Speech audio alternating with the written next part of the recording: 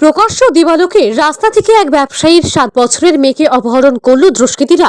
ঘটনাটি ঘটেছে মালদার হরিশ্চন্দ্রপুর থানার অন্তর্গত সালালপুর গ্রামে। ঘটনায় রীতিমতো চাঞ্চল্য ছড়িয়েছে এলাকা জুড়ে।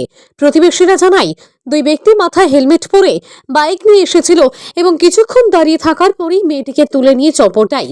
ঘটনাস্থলে হরিশ্চন্দ্রপুর থানার বিশাল পুলিশ বাহিনী। ঘটনার পরে আতঙ্ক ছড়িয়েছে পুরো এলাকা জুড়ে। আমি দেখি না ওকে। কোন দিক থেকে আসছিল তারা?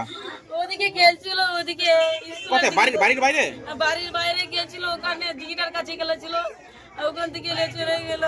কতজন ছিল অপহরণকারীরা? আমি দেখি না, দুজন ছিল বলে। চাদর পরা ছিল লোকটা, দুটো লম্বা করে মোটা করে লোকটা ছিল। কি নিয়ে এসেছিল তারা? বাইক নিয়ে এসেছিল। আচ্ছা, আপনার মেয়ের বয়স কত ছিল? আপনাদের 7 বছর ছিল। কি অনুমান কি করছেন?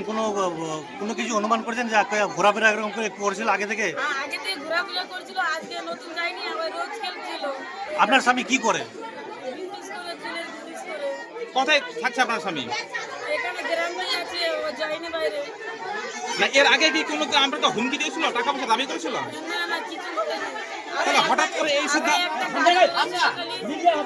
তাহলে হঠাৎ করে কেন এই আপনার মেয়েকে অপহরণ করে নিয়ে গেল? আমি জানি না কেন নিয়ে গেছে, ওরা টাকার ধমকি দিবে, ভাই, আর কিছু না। আপনার মেয়ে কি পড়াশোনা করতো? হ্যাঁ, পড়াশোনা করতো। কোন স্কুলে?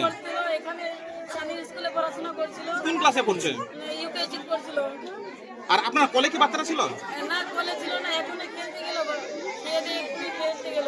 কি নাম বাচ্চারা, কি নাম? আফরোজা খাতুন। আর আপনার নাম? মালা বিবি। আপনি কে হলেন? মা আমি।